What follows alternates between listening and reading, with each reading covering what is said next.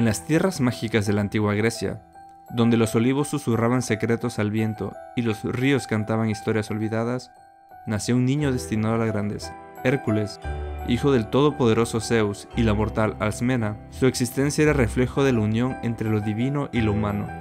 Sin embargo, este linaje glorioso trajo consigo una maldición: la ira de Hera, esposa de Zeus. Hera, consumida por los celos hacia las numerosas infidelidades de su esposo, no podía tolerar la existencia de Hércules, quien simbolizaba una de las más humillantes traiciones de Zeus. Desde el momento de su nacimiento, buscó destruirlo. En su cuna, envió 2 serpientes venenosas para acabar con él. Pero el recién nacido demostró su naturaleza sobrehumana al estrangularlas con sus pequeñas manos. A medida que creció, Hércules demostró ser un joven excepcionalmente fuerte y valiente. Sin embargo, la influencia de Hera seguía acechándolo. En un ataque de locura inducido por la diosa, Hércules cometió un acto atroz. Asesinó a su esposa Megara y a sus propios hijos. Cuando recobró la razón y se dio cuenta de lo que había hecho, fue consumido por un dolor insoportable. Buscando expiación, Hércules consultó al oráculo de Delfos. La sacerdotisa Pitónisa, guiada por Apolo, le ordenó servir durante 12 años al rey Euristeo de Micenas. Este castigo no solo limpiaría su alma, sino que también lo convertiría en el mayor héroe de la humanidad. Sin embargo, Hércules desconocía que Euristeo, elegido por Hera como su antagonista, no solo lo despreciaba, sino que también buscaría constantemente su ruina. El león de Nemea. La historia del león de Nemea es un episodio fundamental en los 12 trabajos de Hércules, destacando la valentía y la astucia del héroe. Este león, hijo de Tifón y Équina, según algunas versiones, era una bestia feroz, cuya piel era invulnerable a cualquier arma conocida. Al asignarle esta tarea, Euristeo esperaba que Hércules fracasara y pereciera en el intento. Hércules, consciente de las dificultades, se armó con su arco, flechas y un garrote antes de adentrarse en las densas selvas de Nemea. Durante varios días, rastreó los movimientos del león, observando sus huellas y restos de desafortunadas víctimas. Finalmente, se encontró cara a cara con la criatura. En el primer intento, disparó flechas directamente hacia el corazón del león, pero estas rebotaron inofensivamente contra su impenetrable piel. Desconcertado, pero no derrotado, ideó un nuevo plan: atrapar al león en su propia guarida, donde un espacio limitado le permitiría enfrentarlo cuerpo a cuerpo. Bloqueó una de las 2 entradas de la cueva y esperó, pacientemente, hasta que el león regresara. Cuando el monstruo finalmente entró, Hércules lo atacó con su garrote, pero incluso este poderoso golpe fue ineficaz. Después de un enfrentamiento feroz, en los que ambos lucharon con toda su fuerza, Hércules logró rodear el cuello del león con sus brazos y lo estranguló hasta quitarle la vida.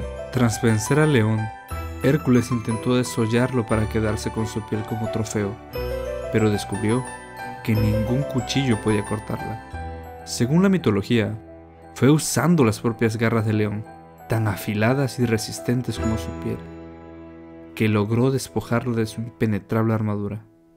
Con esta piel, Hércules confeccionó un manto y un casco, que lo protegieron en sus siguientes hazañas, simbolizando no solo su fuerza, sino su capacidad para superar lo imposible. Cuando regresó a Micenas, Euristeo quedó aterrorizado al verlo portar la piel de león.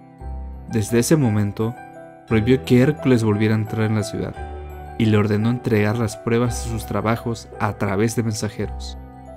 Este fue solo el inicio de una serie de intentos del rey por evitar que Hércules ganara la gloria.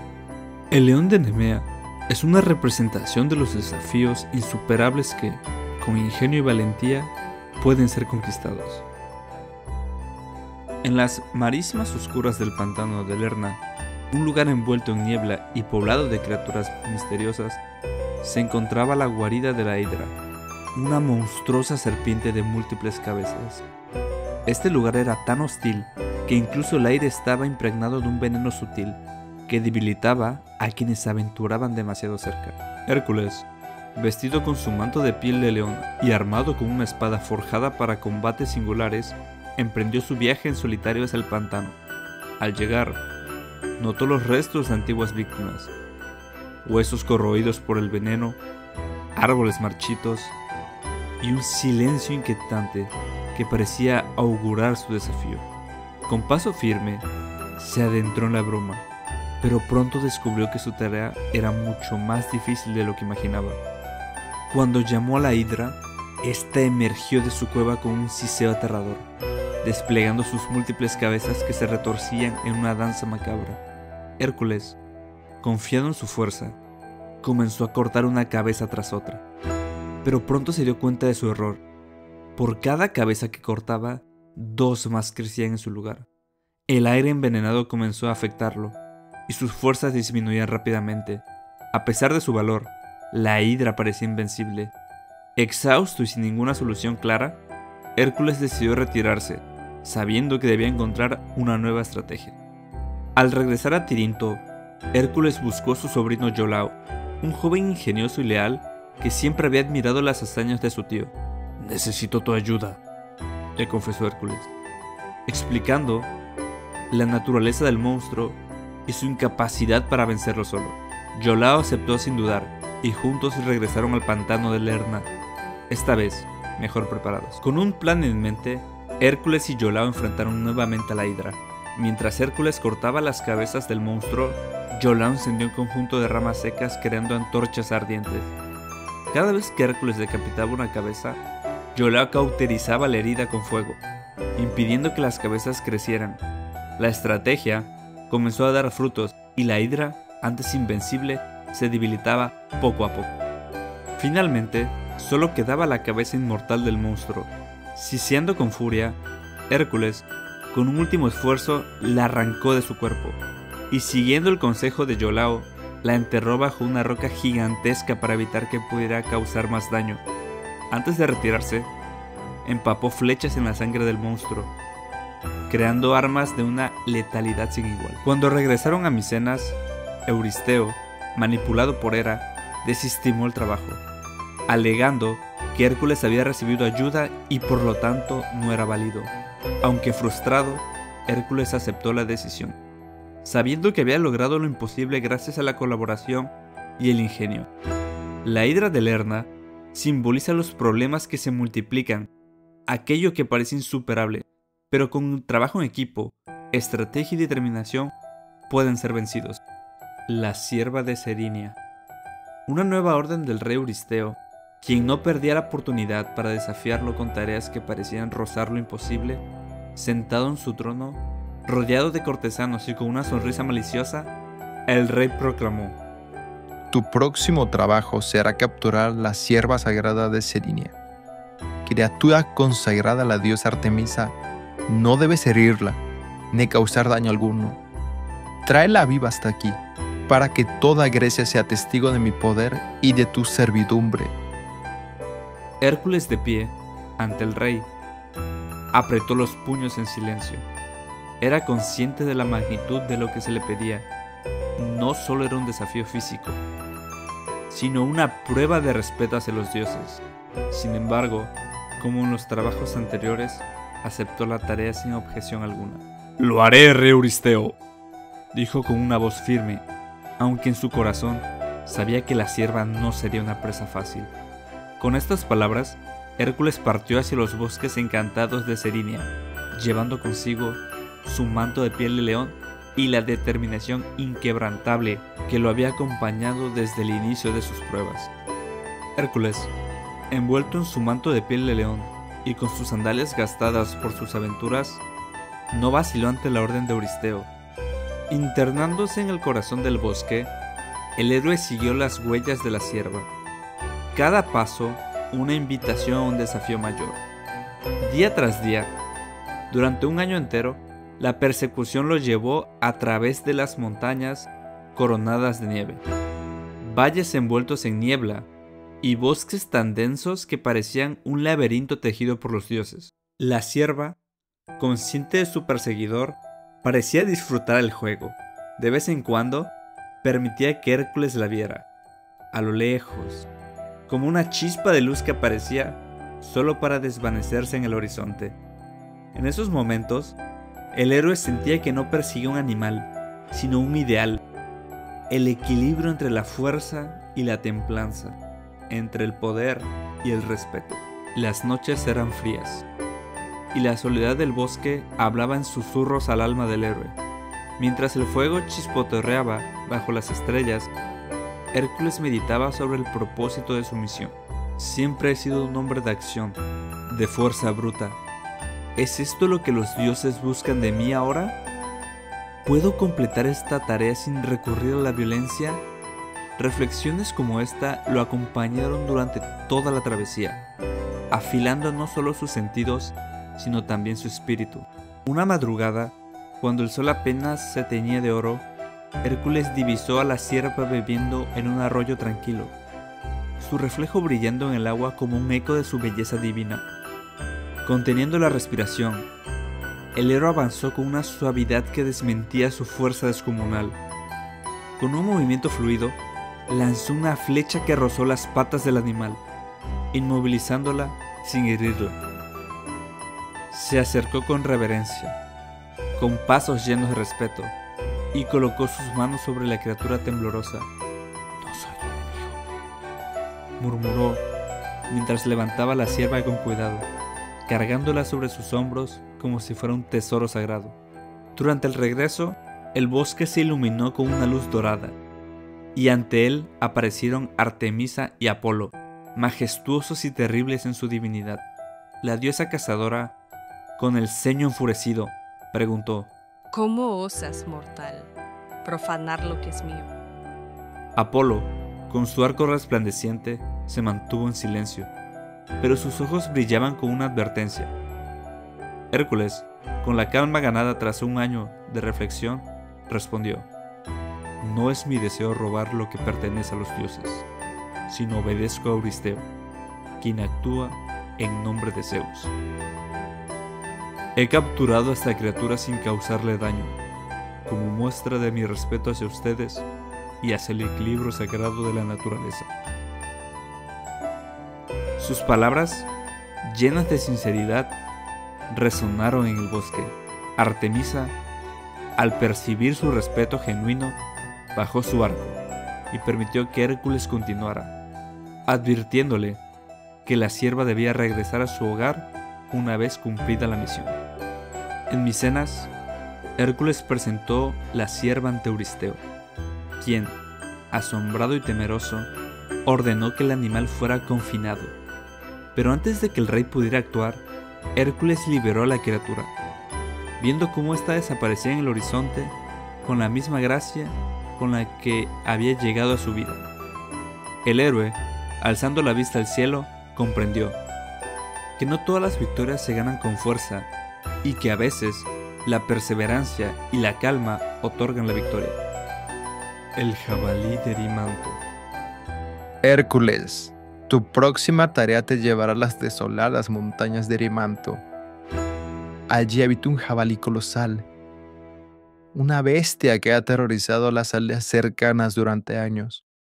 No solo deberás enfrentarlo, sino traerlo vivo hasta aquí, para que todos vean que incluso las criaturas más feroces sucumben a mi voluntad.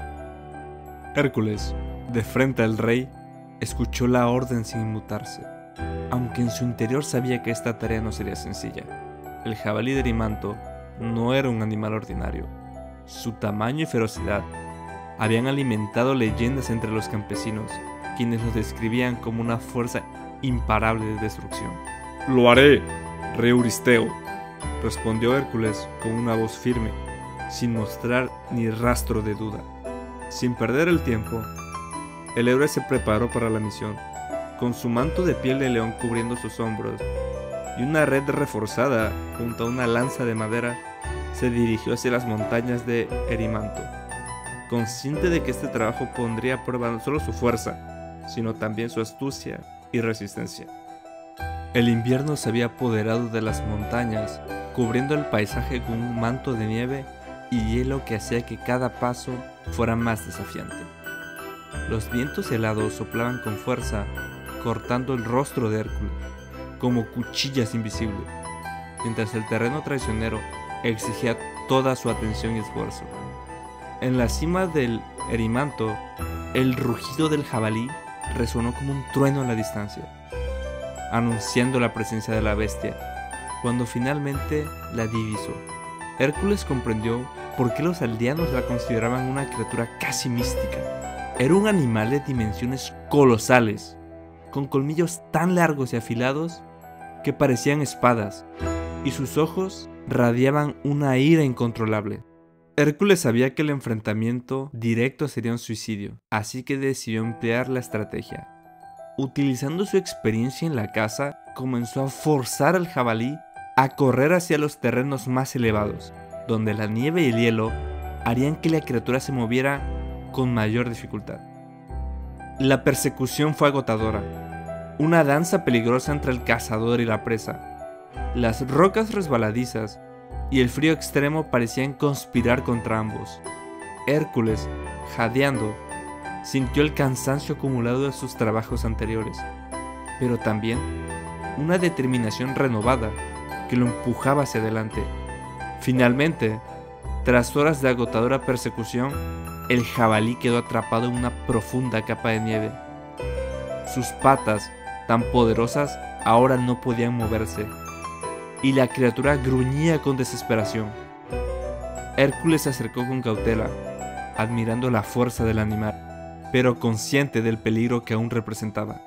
Con gran esfuerzo, lanzó la red sobre la bestia y utilizó cuerdas reforzadas para inmovilizar sus patas. Cuando Hércules regresó a Micenas cargando al jabalí, los habitantes se reunieron para ver al héroe y la impotente criatura que llevaba consigo. Euristeo, al ver al jabalí, no pudo contener su terror. Sin pensarlo dos veces, corrió a esconderse en una gran vasija de bronce, dejando a Hércules solo con la bestia. El rey, tembloroso y avergonzado, solo salió de su escondite cuando se aseguró de que el jabalí estaba bajo control. Este episodio, aunque algo ridículo, reforzó la cobardía de Euristeo frente al valor de Hércules. El trabajo del jabalí de Erimanto no solo probó la fuerza física de Hércules, sino también su capacidad para emplear la estrategia y el autocontrol frente a los desafíos que aparentemente eran insuperables. Este episodio simboliza que incluso las tareas más desalentadoras pueden superarse con ingenio, paciencia y una voluntad inquebrantable. Los establos de Augías. Hércules, tu próximo trabajo no requerirá enfrentarte a bestias feroces ni cruzar montañas, pero te garantizo que será igual de humillante. En la región de Elis, el rey Augías posee unos establos que no han sido limpiados en décadas.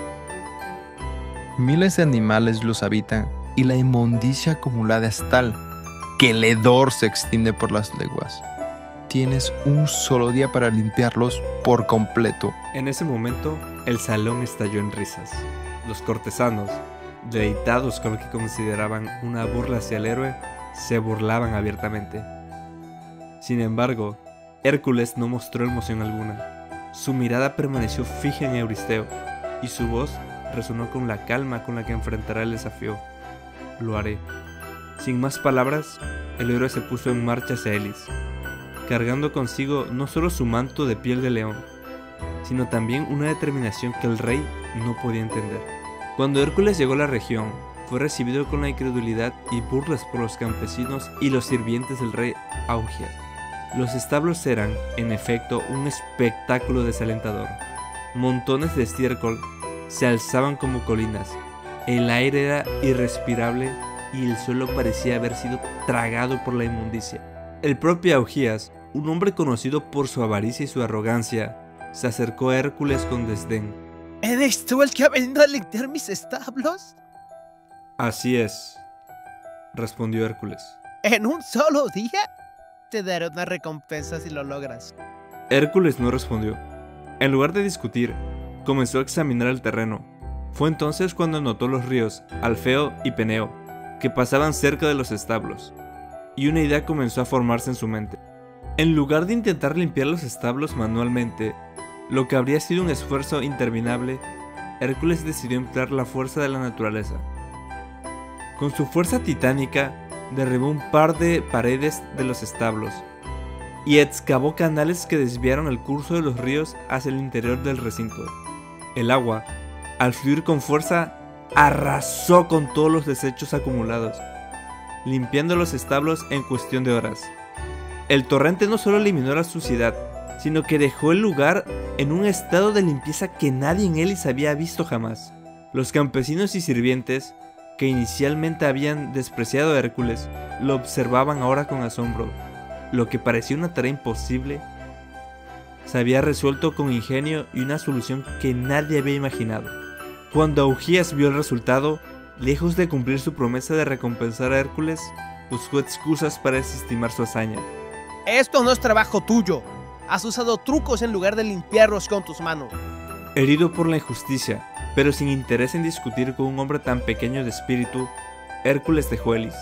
Sin embargo, al regresar a Micenas, Euristeo, influenciado por Hera, también rechazó contar este trabajo entre los realizados, argumentando que Hércules no había usado su fuerza, sino la naturaleza para completar su tarea. A pesar de la falta de reconocimiento oficial, Hércules no se sintió derrotado. Mientras completaba el trabajo realizado, los establos ahora limpios y los animales disfrutando de un entorno saludable, encontró satisfacción en su propia labor. No busco la gloria en los ojos de quien no pueden verla, reflexionó. La verdadera fuerza no siempre está en los músculos, sino en el ingenio y la capacidad de transformar lo imposible en posible. Las aves de Estínfalo. En la fría y sombría sala del palacio de Micenas, Euristeo contemplaba su próximo intento de deshacerse de Hércules. Sentado en su trono, con los ojos llenos de malicia, anunció el sexto trabajo. Hércules, al norte de Arcadia, junto al lado Estínfalo, habita una plaga de aves monstruosas. Estas criaturas, consagradas a Ares por cierto, han sembrado el terror entre los campesinos, destruyendo cosechas y matando a quienes se atreven a cruzar en su camino. Tu tarea es acabar con ellas y devolver la paz a la región. Sin demora alguna, Hércules se preparó para su nueva misión. Llevaba consigo un arco y flechas impregnadas con el veneno mortal de la hidra, un arma que había sido crucial en los trabajos anteriores. En su cinturón ató los crépitos de bronce que Atenea le había entregado. Aunque no sabía si serían útiles, con determinación emprendió el camino hacia el temido lago Estínfalo. El viaje a Arcadia fue largo y agotador. El bosque que rodeaba el lago Estínfalo era denso, oscuro y opresivo. A medida que Hércules se acercaba, el aire se volvía más pesado, como si el ambiente mismo estuviera cargado de la maldad de las criaturas que habitaban allí. Cuando finalmente llegó al lago, quedó impactado por lo que vio. Cientos, quizás miles, de aves oscuras revolteaban en el cielo, sus alas formando una nube que eclipsaba el sol. Sus graznidos eran tan agudos como el metal raspando roca, y el sonido llenaba el aire con una cacofonía que helaba en la sangre. Hércules se armó con su arco y comenzó a disparar flechas. Sus disparos eran certeros y varias aves cayeron al suelo, pero por cada una que abatía, otras 3 parecían tomar su lugar. Exhausto tras varias horas, comprendió que era imposible acabar con tantas criaturas de esa manera. Hércules se retiró a la orilla del lago y, sentándose en una roca, reflexionó. Las aves no eran un enemigo convencional. Enfrentarlas con una fuerza bruta no bastaría. Entonces recordó que los crépitos de bronce que Atenea le había regalado. Según la diosa, estos objetos producían un sonido tan ensordecedor que podían asustar a cualquier criatura. Con renovada esperanza, Hércules se puso de pie y tomó los crépitos. Con toda su fuerza, los golpeó una y otra vez, haciendo que el sonido resonara por todo el lago y los bosques circundantes. El sonido era atronador, como si los propios dioses gritaran desde el cielo. Las aves, aterrorizadas por el estruendo, comenzaron a alzar el vuelo en desbandada, desapareciendo más allá del horizonte y dejando la región en paz por primera vez en años. Cuando Hércules regresó a Micenas, cargando consigo varias de las aves abatidas como prueba de sus hazañas, los habitantes lo recibieron con asombro. Los rumores sobre las aves del estínfalo habían aterrorizado incluso a los guerreros más valientes, y ahora el héroe había logrado lo imposible. Euristeo, sin embargo, intentó minimizar la victoria. Las aves huyeron, no las exterminaste por completo. Dijo con desprecio. Hércules no respondió. Había aprendido que la aprobación de Euristeo era irrelevante. El verdadero triunfo residía en devolver la paz a los campesinos de Arcadia, quienes ahora podían trabajar en sus tierras sin miedo. Este episodio es un recordatorio de que incluso frente a los desafíos más oscuros, la creatividad puede ser la clave para la victoria. El toro de Creta. Hércules, Dijo Euristeo, con un tono que buscaba ocultar su envidia tras una falsa autoridad. tu séptimo trabajo te llevará a Creta. Allí habita el toro de Poseidón, una bestia desatada por la ira del dios. Tu tarea será capturarlo vivo y traerlo aquí, a Micenas. Lo traeré, rey Euristeo, respondió, antes de marcharse hacia el puerto para zarpar hacia Creta. Al llegar a la isla de Creta, Hércules fue recibido en el palacio de Cnosos por el rey Minos. El monarca, un hombre de porte noble pero abatido por los problemas que el toro había causado, no tardó en mostrar su desesperación. Este animal fue un regalo de Poseidón, explicó Minos, con un tono de vergüenza. Pero cometí el error de desobedecer al dios y no sacrificarlo como era su voluntad. Ahora, toda Creta sufre las consecuencias de mi insensatez. Si puedes capturarlo, te estaré eternamente agradecido. Hércules asintió, entendiendo que esta tarea no solo era una prueba de su habilidad, sino también una forma de restaurar un equilibrio divino que había sido roto. En medio de las colinas cretenses, entre campos arrasados y aldeas abandonadas, Hércules encontró al toro. La criatura era una visión imponente.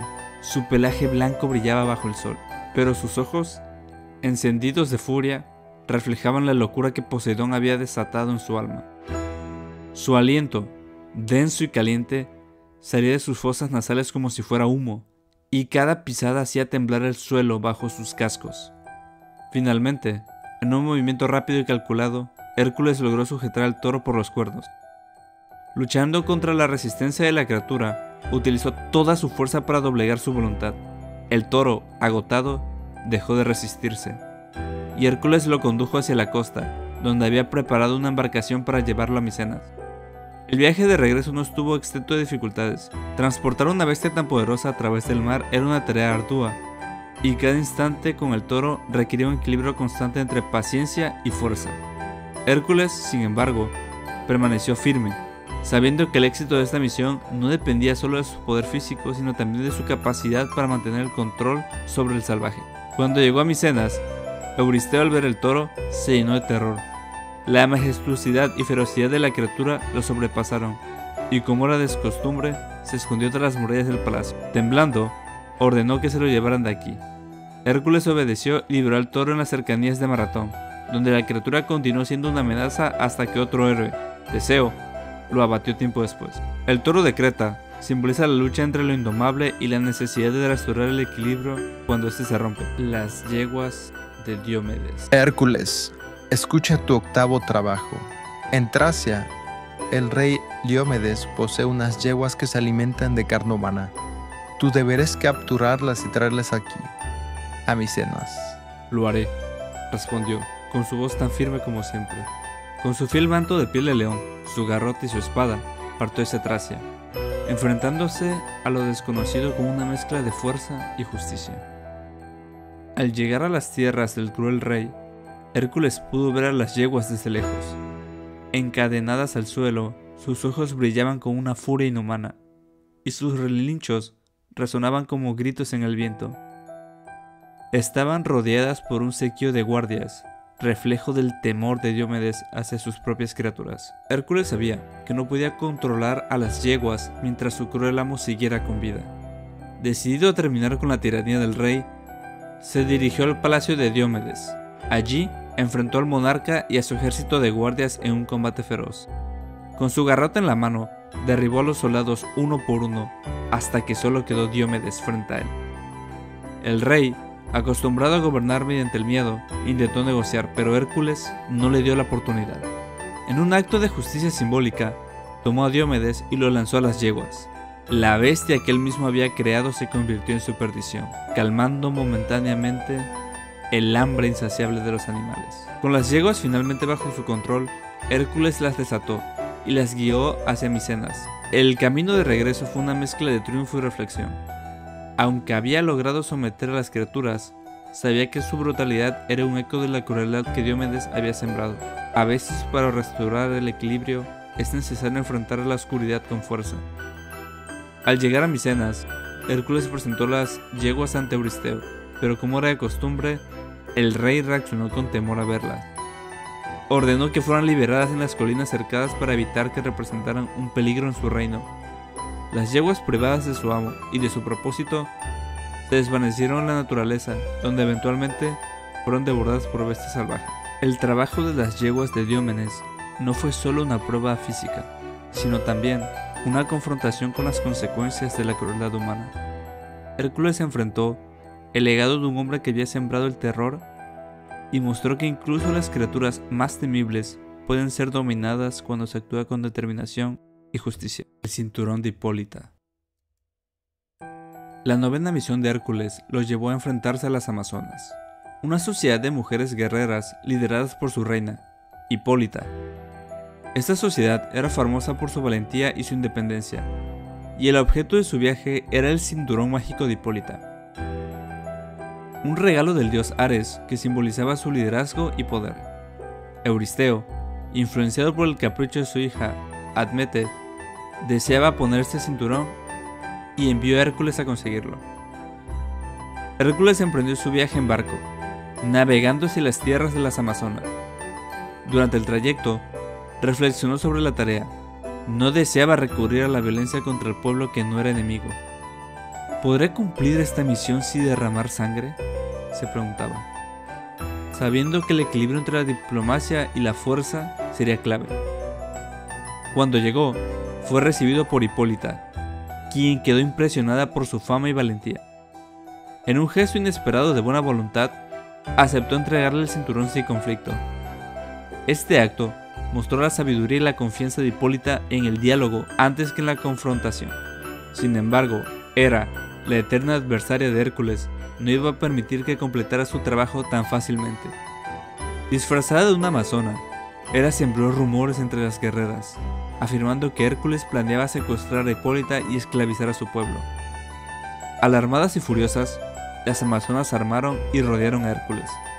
Hércules intentó evitar el combate, pero el caos desatado lo obligó a defenderse. Se enfrentó a un ejército de amazonas en una batalla intensa, donde su fuerza legendaria prevaleció, aunque a un alto costo. En el enfrentamiento, Hipólita perdió la vida y Hércules, con profundo pesar, tomó el cinturón. Mientras sostenía el cinturón, Hércules no sintió orgullo ni gloria. En su corazón, esta victoria no era motivo de celebración, sino de una tragedia. Reflexionó: esta no es la grandeza que busco. Es el resultado de la maldad de los dioses y de nuestra incapacidad para comprendernos los unos a los otros. Con esta amarga lección, regresó Euristeo, completando su noveno trabajo, pero cargando con el peso de la injusticia y la pérdida. En el noveno trabajo de Hércules no fue solo la hazaña física, sino una muestra del impacto que la manipulación y la falta de comunicación pueden tener en los pueblos. Los rebaños de Geriones. En los confines del mundo conocido, en la remota isla de Eritia, habitaba un ser extraordinario llamado Geriones. Este gigante de 3 cuerpos poseía un rebaño de bueyes de un rojo intenso, custodiado por el perro Otro, un monstruo de 2 cabezas nacido de Tifón y Equidna, y por un pastor leal, Geriones, hijo de Criasor y Calirope. Era conocido por su fuerza y por ser uno de los gigantes más formidables de su tiempo. Euristeo, con la esperanza de que Hércules pereciera en una tarea tan lejana y peligrosa, le ordenó traer a sus bueyes hasta Micenas. Hércules, sabiendo que la tarea requeriría tanto fuerza como resistencia, se preparó con esmero. Vestido con su manto de piel de león y armado con su garrote y su arco, emprendió un viaje que lo llevaría a cruzar montes, ríos y desiertos. En un acto de frustración y demostración de poder, disparó una flecha al sol, desafiando su intensidad un gesto que simbolizaba su determinación para superar cualquier obstáculo. Al llegar a Eritia, Hércules se enfrentó primero a Ortro. Con un golpe certero de su garrote, acabó con el monstruoso perro. Luego enfrentó al pastor, quien intentó defender el rebaño, pero también fue derrotado. Finalmente, se encontró cara a cara con Geriones. En una batalla intensa, Hércules utilizó su arco y sus flechas envenenadas con la sangre de la hidra para abatir al gigante, cuyo tamaño y fuerza habrían intimidado a cualquier otro héroe. Tras asegurarse del control del rebaño, comenzó el largo y arduo viaje de regreso a Micenas. Durante el trayecto, enfrentó numerosos intentos de robo y ataques de bestias salvajes. A pesar de estas adversidades, Hércules demostró una paciencia y determinación inquebrantable, guiando a los bueyes a través de ríos, montes, hasta llegar a su destino. Cuando presentó el rebaño a Euristeo, el rey no pudo evitar sentirse intimidado por la magnitud de la hazaña. Este trabajo simboliza la capacidad de superar desafíos que parecen insuperables y el valor de la perseverancia frente a la distancia, el peligro y la incertidumbre. Las manzanas del jardín de las Hespérides. La penúltima misión de Hércules lo llevó a buscar un tesoro celestial, las legendarias manzanas doradas del jardín de las Hespérides. Estas frutas, creadas como un regalo de bodas para Hera, estaban escondidas en un jardín paradisíaco custodiado por las Hespérides, ninfas guardianas y el dragón Ladón, una criatura de 100 cabezas. Euristeo, confiado en que esta tarea sería imposible, esperaba que Hércules no regresara. El primer desafío para Hércules era encontrar la ubicación del jardín, ya que estaba escondido en un lugar desconocido. Decidido, comenzó su búsqueda consultando sabios y recorriendo vastas tierras. Durante su travesía, tuvo varios encuentros legendarios, el más notable de los cuales fue con el titán Prometeo. Prometeo, castigado por Zeus por haber dado el fuego a los mortales, estaba encadenado al monte Cáucaso, condenado a sufrir el tormento de un águila que devoraba su hígado cada día, el cual se regeneraba cada noche. Al encontrarlo, Hércules decidió liberarlo, rompiendo sus cadenas y matando al águila que lo atormentaba. En gratitud por la liberación, Prometeo le dio un consejo crucial. Solo Atlas, el titán condenado a sostener el cielo sobre sus hombros, puede entrar en el jardín y obtener las manzanas. Prometeo también reveló la ubicación del jardín, poniendo a Hércules un paso más cerca de su objetivo. Hércules, siguiendo el consejo de Prometeo, buscó a Atlas. Este titán había sido condenado a sostener la bóveda celeste tras liderar la rebelión de los titanes contra los dioses del Olimpo. Al encontrarlo, Hércules le propuso un trato. Él sostendría el cielo temporalmente si Atlas accedía a recoger las manzanas doradas. Atlas, cansado de su eterna carga, aceptó con alivio. Atlas entró al jardín de las Hespérides, esquivando al dragón Ladón y superando las defensas de las ninfas. Gracias a su condición de titán, pudo evitar las protecciones mágicas que impedían a los mortales acceder al jardín. Finalmente, logró obtener las preciadas manzanas doradas. Sin embargo, al regresar, Atlas experimentó un destello de libertad que no había sentido en eras. Embriagado por esta sensación, decidió que no quería volver a su carga. Propuso a Hércules que él mismo llevaría las manzanas a Euristeo, dejando a Hércules con la pesada tarea de sostener el cielo para siempre. Hércules, conocido no solo por su fuerza, sino también por su ingenio, fingió aceptar el trato. Le pidió a Atlas que sostuviera el cielo un momento mientras él ajustaba un cojín en sus hombros para soportar la carga con mayor comodidad. Atlas, confiado, retomó el cielo sobre sus hombros. En ese instante, Hércules tomó las manzanas y partió, dejando al titán en su eterna condena. Hércules regresó a Micenas con las manzanas doradas y las presentó a Euristeo. Sin embargo, las frutas, siendo sagradas para Hera, no podían permanecer en manos mortales.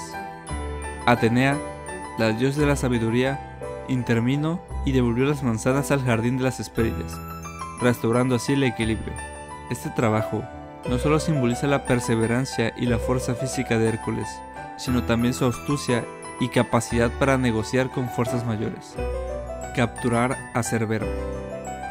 El 12º y último trabajo de Hércules lo llevó al inframundo, al reino de Hades, para capturar a Cerbero, el perro de 3 cabezas que custodiaba las puertas del Hades. Este ser monstruoso, hijo de Tifón y Equidna, era temido incluso por los dioses, pues su tarea era impedir que los vivos entraran al inframundo y que las almas de los muertos escaparan.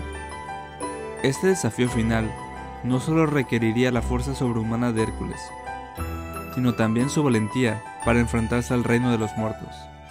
Hércules, consciente de que esta sería la misión más peligrosa de todas, se preparó espiritual y físicamente antes de partir. Pidió la bendición de los dioses.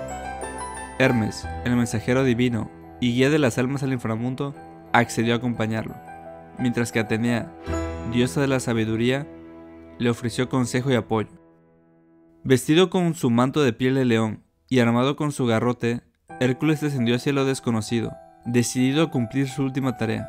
Al cruzar las puertas del Hades, Hércules se adentró en un paisaje sombrío y desolador. Caminó entre las almas errantes y se enfrentó a visiones de su propio pasado, incluidas las de aquellos que habían muerto como resultado de sus acciones. Estas imágenes lo confrontaron con su humanidad y sus errores, pero no lo desviaron de su propósito. Finalmente, Hércules llegó ante Hades, el dios del inframundo. Con respeto y firmeza, explicó su misión. Hades, impresionado por su valentía, accedió a permitirle llevarse a Cerbero, bajo una condición. Debía capturarlo sin usar armas. Hércules aceptó el desafío, confiando en su fuerza y determinación. Hércules se dirigió a las puertas del Tártaro, donde encontró a Cerbero. La criatura era imponente, con 3 cabezas rugientes y una cola que terminaba en una serpiente venenosa. Cada cabeza parecía actuar de manera independiente, aumentando la ferocidad de la bestia. Hércules, con paciencia y estrategia, se acercó a Cerbero y desató un combate titánico. Sin usar armas, Hércules utilizó su fuerza sobrehumana para inmovilizar al monstruo. Sujetó las 3 cabezas al mismo tiempo, evitando sus mordidas mortales mientras esquivaba los ataques de su cola venenosa. Tras una lucha intensa, logró dominar a la criatura sin dañarla, demostrando no solo su poder físico, sino también su control y compasión. Durante su estancia en el inframundo, Hércules también realizó un acto de heroísmo adicional. Encontró al legendario héroe Teseo, quien estaba atrapado en el Hades como castigo por intentar raptar a Perséfone, la esposa de Hades. Teseo, rey de Atenas, era conocido por sus hazañas eóricas, como derrotar al Minotauro en el laberinto de Creta. Sin embargo, su intento fallido de secuestrar a Perséfone lo condenó a una existencia eterna en el inframundo, encadenado junto a su amigo Pirito. Hércules, al encontrar a Teseo, decidió liberarlo como muestra de su valentía y compasión. Rompió sus cadenas y lo devolvió al mundo de los vivos, ganándose así la gratitud de Atenas y fortaleciendo su reputación como héroe noble. Con Cerbero bajo su control, Hércules ascendió del inframundo y regresó a Micenas. Cuando presentó la criatura a Euristeo, el rey quedó aterrorizado ante la presencia del monstruo. En su pánico, ordenó que Cerbero fuera devuelto al inframundo de inmediato.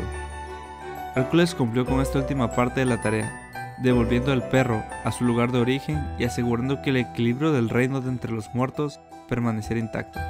El 12º trabajo simboliza el enfrentamiento con los miedos más profundos y la capacidad de superar lo imposible. Capturar a Cerbero no solo puso a prueba su fuerza física, sino también su valor y carácter. Además, el acto de liberar a Teseo mostró que incluso en su misión personal de redención, este no dejó de ayudar a otros. Con la completación de los 12 trabajos, Hércules finalmente alcanzó la redención que tanto había buscado. Sus hazañas purificaron su alma y lo consagraron como el héroe más grande de la mitología griega. A través de sus trabajos, enfrentó no solo monstruos y peligros, sino también sus propios errores y limitaciones, Los 12 trabajos de Hércules se convirtieron en un símbolo eterno de la lucha humana contra lo imposible, recordándonos que incluso los héroes más grandes son imperfectos, pero capaces de superarse a sí mismos. Al completar su viaje, Hércules trascendió su condición mortal, ganándose un lugar entre los dioses del Olimpo y asegurando que su nombre perdurara como un ejemplo de fuerza, valentía y redención.